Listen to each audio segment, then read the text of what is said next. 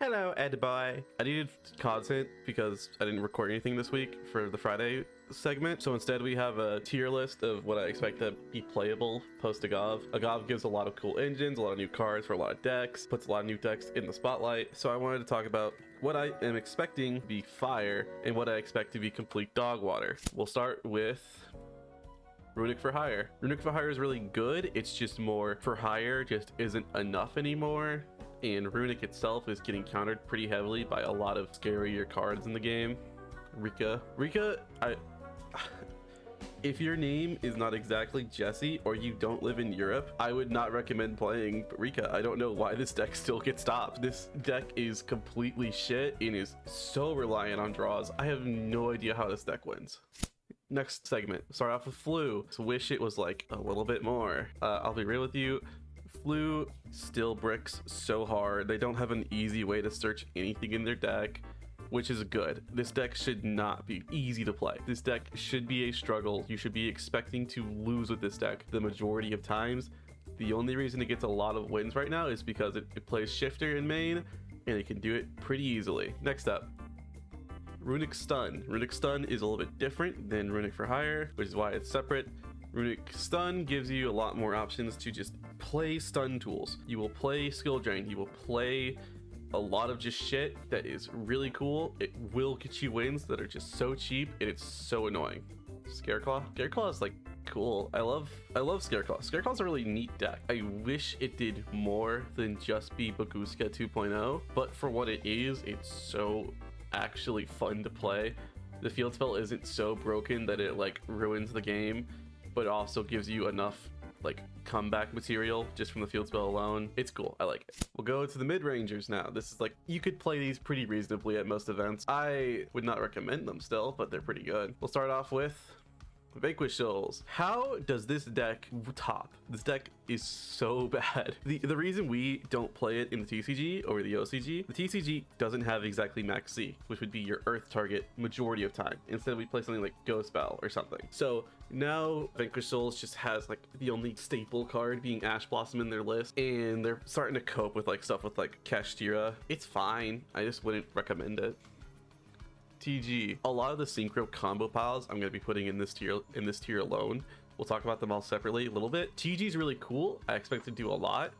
I don't think it's good enough to play through a lot of stuff though. I think it's going to have the synchron problem where like a single interruption will kill it, but if you pop off like hell. I just hope it does a little bit better than what synchron is right now, because as you can tell from this list, synchron's not here. Right, Archfiend.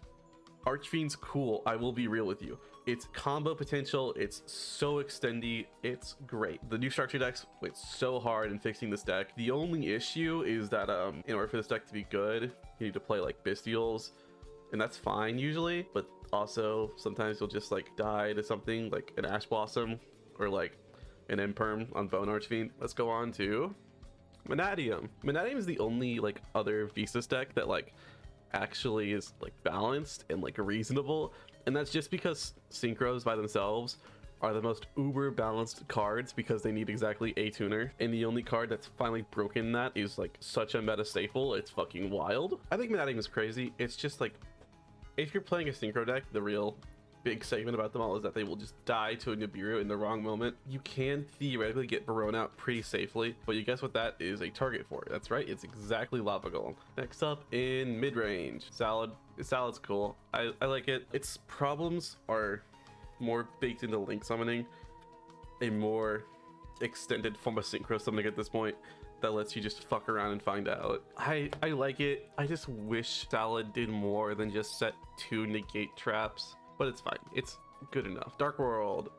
This fucking deck. Dark World will either combo into the fucking sun or will die to exactly a hand trap. And as the opponent, you will not know which side of that coin you're on until you activate that hand trap. The sad part is that that's really all you can do with this deck. It will either combo into the fucking sun and kill you in an instant, or you will just die instantly.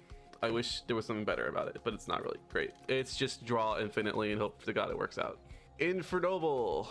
Eva and people will like go on Twitter and like try and bait you into thinking this deck is good. It's not. It's a really good combo deck, but like right now we're playing a heavy hand trap format, mostly because of how fucking diverse it is, as you notice. I can see it doing better if less hand traps are involved, but then we're into board breaker territory. And if this guy is like a threat, like most other cards in this like section, I don't see it happening. I think it's just a really good synchro deck that is one of the best ones of this bunch. I think it's like right up here. The contenders. This is the decks I see doing pretty well, but are definitely not the full great ones anymore. First up, Purrely. Purrely by itself is crazy. It's such a good deck, and as you know, as the Purrely person themselves, it's wild. It's such a good deck. The issue with Purrely right now is that everybody is prepped to fight Purrely. They will just be activating like kaijus. They will be activating ash blossoms on your Purrely.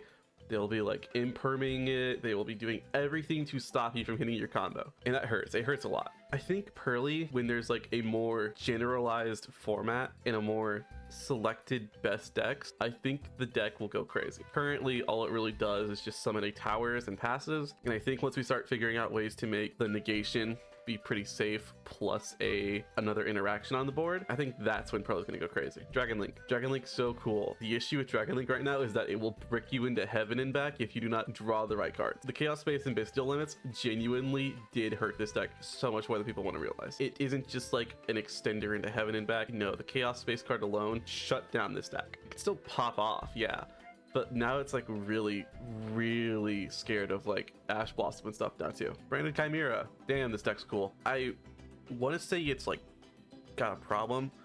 The problem is that it's a fusion deck that just like exists, so it's playing branded fusion. I will say the best way to counter this deck is just to ash the Mirror Sword Knight. It still dies to Ash Blossom, it still dies to Droll. It hurt, that's what I'll say. Sprite, this is more like the combo focused Sprite and not the Runic sprites. Combo Sprite I can see kind of going crazy, just because like most of these decks right now, combo is kind of wild when it can go off, but we're definitely not in a format for it right now. It's good where it is, it's still interruptible, it still has other inboards it can end on that are way more susceptible to like cards. Overall, it's fine. All right, the meta card decks I think are going to go crazy posting off. Let's start off with the best one, Unchained. That's a lie. Unchained's crazy. Being able to pop both yours and your opponent's card just to like plus yourself and minus your opponent is insane. I can see honestly a lot of like Unchained players like getting better. Nibiru is no longer like a necessary card for it because it doesn't do enough anymore. Personally, I switched over to Lava Golem because if I switched to Lava Golem, what's my opponent gonna do? Labrynth getting a pretty much hand traps into traps now is so good for this deck. Oh my god. Being able to quick effect set Daruma Cannon and then instantly getting to activate Daruma Cannon goes so fucking hard. It's so good. I love it.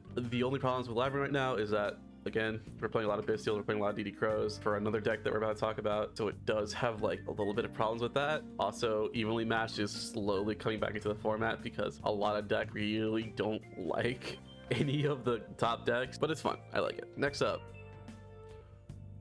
Rescue Ace. Rescue Ace goes so fucking hard. I love Rescue Ace. If I could play it for YCS Indy, I would.